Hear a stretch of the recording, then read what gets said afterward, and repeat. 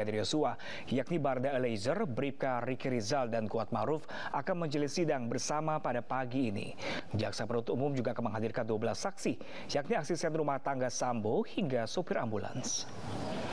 Dan pemirsa, untuk mengetahui bagaimanakah situasi terkini di PN Jaksel, sudah bersama kami rekan Bayu Pradana di PN Jaksel. Ya Bayu, bagaimana persiapan di sana saat ini? Pukul berapa tepatnya persidangan akan segera dimulai? Ya, selamat pagi Prab dan juga pemirsa. Lagi-lagi kita di minggu ini akan menyaksikan kelanjutan dari kasus pembunuhan berencana Brigadir Yosua Huta Barat yang akan dilangsungkan di Pengadilan Negeri Jakarta Selatan dengan menggelar sejumlah sidang untuk mendalami kasus ini. Dan hari ini kembali Pengadilan Negeri Jakarta Selatan ini akan bersiap untuk memanggil sejumlah terdakwa. Di antaranya ada Barada E atau Richard Eliezer, kemudian ada Ricky Rizal dan juga Kuat Ma'ruf yang hari ini rencananya akan dihadirkan langsung di Pengadilan Negeri Jakarta Selatan. Dan pada pagi hari ini, tempat kami berada saat ini yaitu di Pengadilan Negeri Jakarta Selatan, ini sudah siap dengan membuka ruangan sidang utama yang nantinya akan digelar untuk persidangan ketiga tersangka. Dan hari ini adalah pertama kalinya ketiga terdakwa yaitu Richard Eliezer, kemudian Ricky Rizal dan juga Kuat Ma'ruf ini akan dihadirkan secara bersamaan. Dan tentunya juga nanti akan ada 12 saksi yang akan dihadirkan, dimulai dari ART Verdi Sambo, kemudian ada sejumlah staf, dan yang menariknya adalah ada dari pihak bank dan juga ada dari pihak provider yang akan dihadirkan. Ini masih nantikan nantinya apa yang sebenarnya akan didalami oleh majelis hakim pada hari ini dengan menghadirkan sejumlah saksi tersebut. Kalau kita lihat dengan beberapa sidang yang lalu, di pada ada sejumlah ART dari Verdi Sambo dan majelis hakim mendalami dari mobilitas yang dilakukan Brigadir Yosua Huta Barat untuk terakhir kalinya di Duren 3 dan juga Rumah Saguling, di mana beberapa saksi yang dihadirkan beberapa pekan lalu ini untuk dimintai keterangan terkait apa yang dilakukan dan apa yang menjadi kebiasaan dari Brigadir Yosua sebelum akhirnya meregang nyawa di daerah Jakarta Selatan beberapa bulan yang lalu.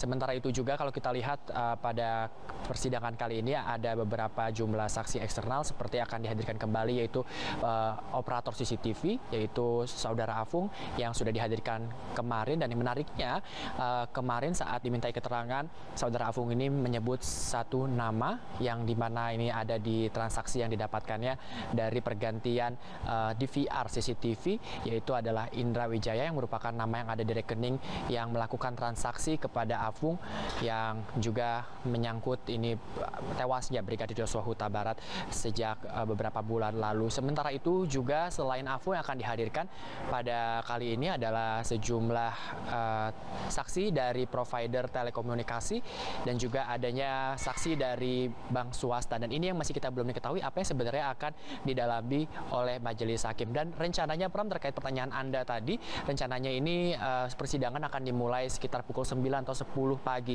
Dan ini memang fleksibel, kita melihat dari kesiapan, dan kalau kita lihat memang tadi sejumlah pihak yang sudah hadir, diantaranya yaitu dari rekan-rekan media juga sudah melihat adanya sejumlah pihak dari LPSK yang sudah hadir di Pengadilan Negeri Jakarta Selatan, mengingat juga salah satu terdakwa yang dihadirkan pada hari ini adalah Richard Eliezer yang merupakan justice collaborator yang akan dimintai keterangannya, dan diharapkan dari persidangan kali ini akan ditemui beberapa fakta-fakta dan keterangan yang terkuak kembali untuk menemukan titik terang dari kematian Brigadir Yosua sejak beberapa bulan yang lalu. Pram.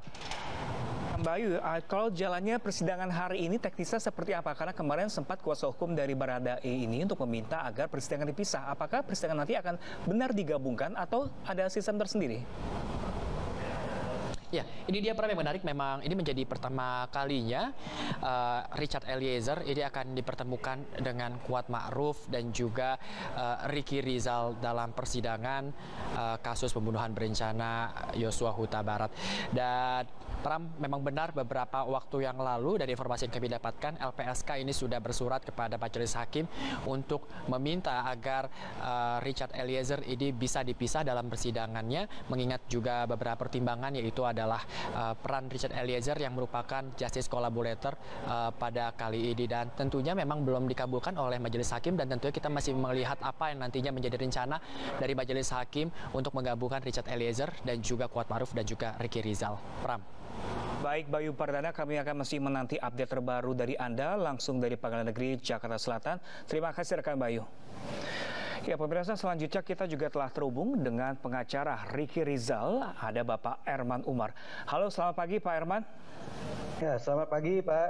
Ya, Bapak, ini bagaimana kesiapan Ricky Rizal Bapak untuk menjalani sidang hari ini, Bapak?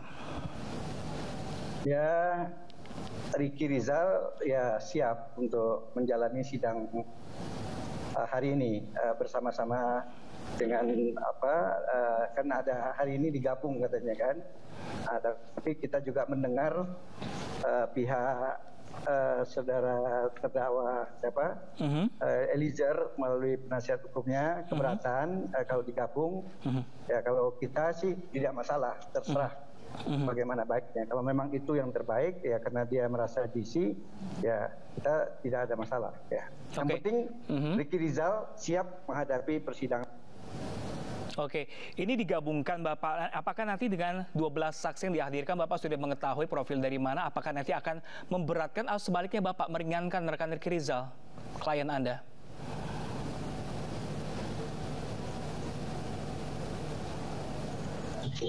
Ya. Halo, Pak Erman, bisa mendengar suara saya dengan jelas Pak Erman? Ya. Ya, Pak Erman, mengingat ada 12 saksi nanti akan dihadirkan, ini apakah kalau Anda lihat ini dari 12 saksi ini, keterangannya mereka akan memberatkan atau akan meringankan klien Anda? Oh, kita lihat aja. Kayaknya ya nggak banyak yang kenal paling mungkin salah satu salah ART gitu, itu pun nggak begitu dekat gitu.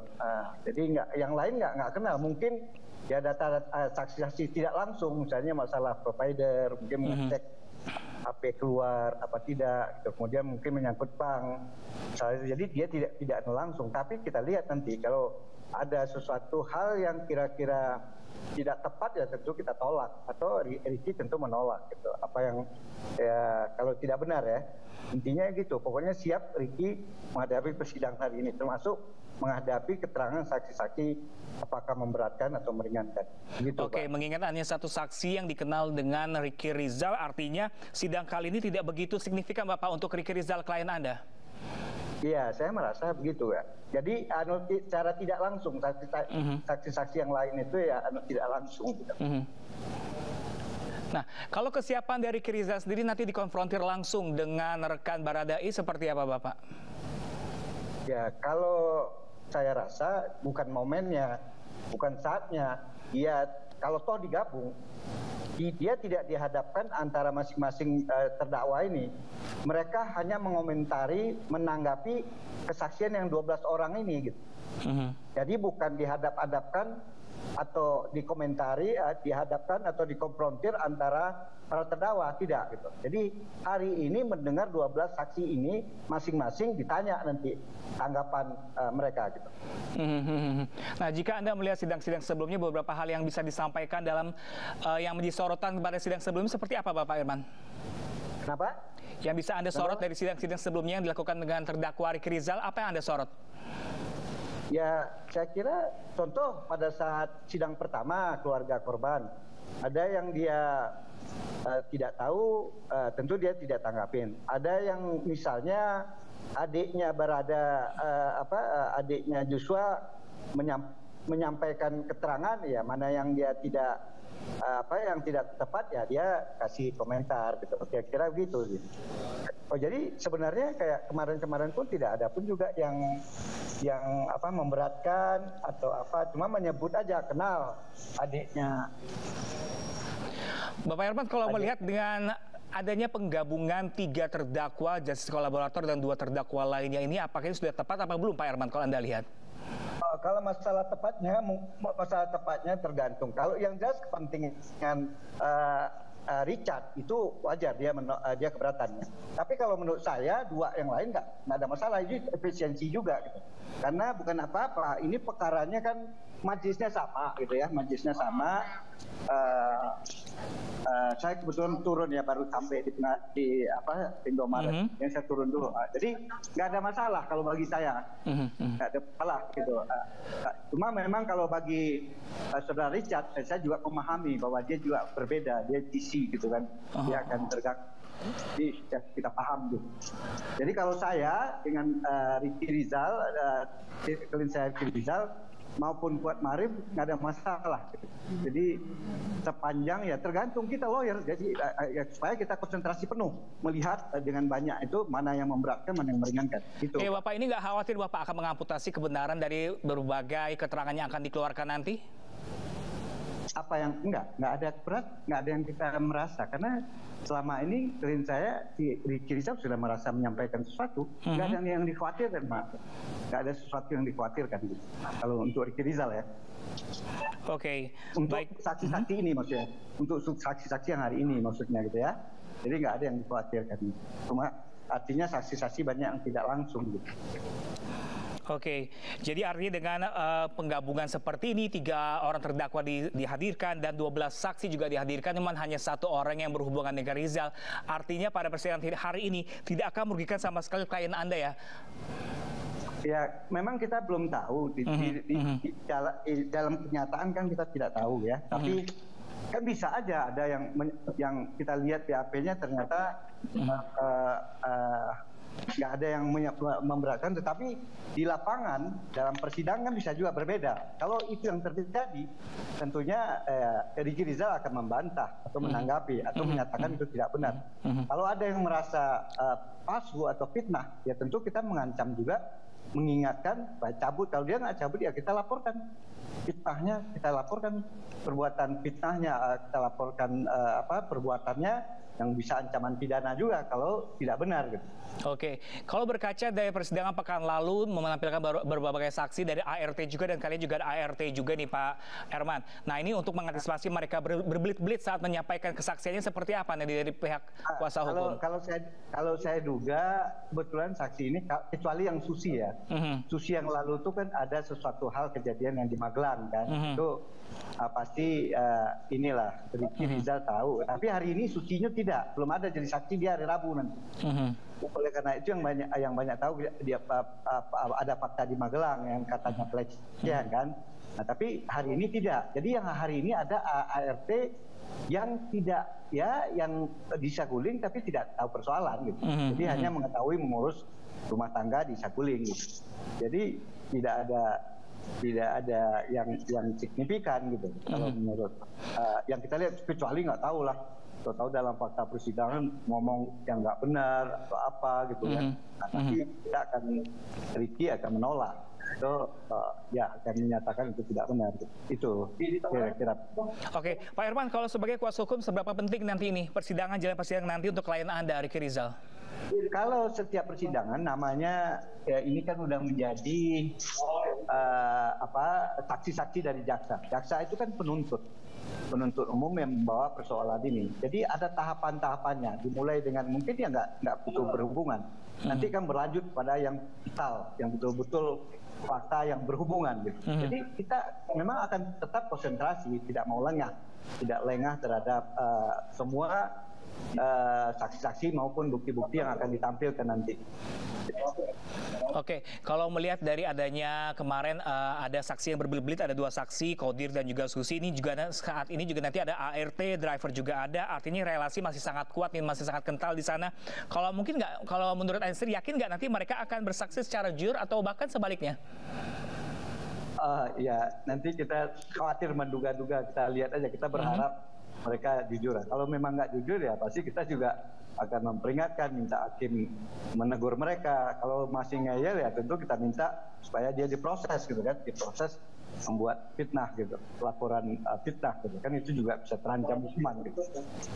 Oke, harapan Anda terakhir mungkin Pak Herman seperti apa nanti dengan adanya persidangan kali ini untuk klien Anda khususnya? Ya, harapannya kita berharap tidak ada yang memberatkan Ricky, dan Ricky memang tidak misalnya memang dalam kondisi yang mengetahui apa yang kira-kira disampaikan oleh saksi-saksi hari ini yang tidak ada relevan, tidak ada hubungan. Tapi kalau sesuatu hal yang tidak benar udah pasti akan ditolak. Oke. Kalau kondisi kesehatan Ricky Rizal sejauh ini seperti apa Pak Herman?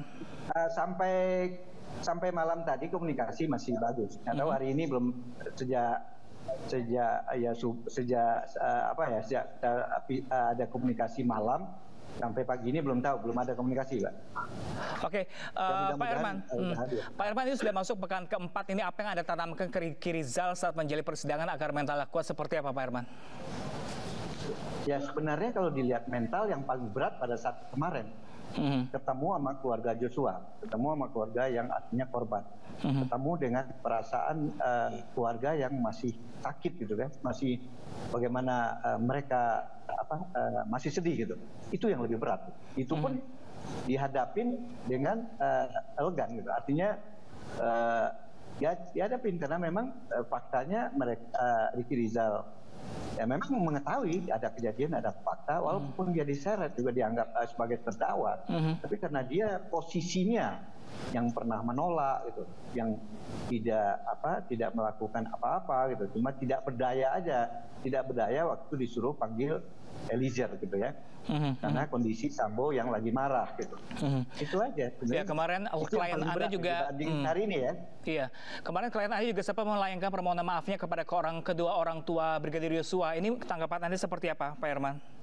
Jadi sebenarnya bukan maaf. Jadi pertama mengucapkan, sebenarnya udah sidang pertama melalui pengadilan karena kan dia sama ini ditahan.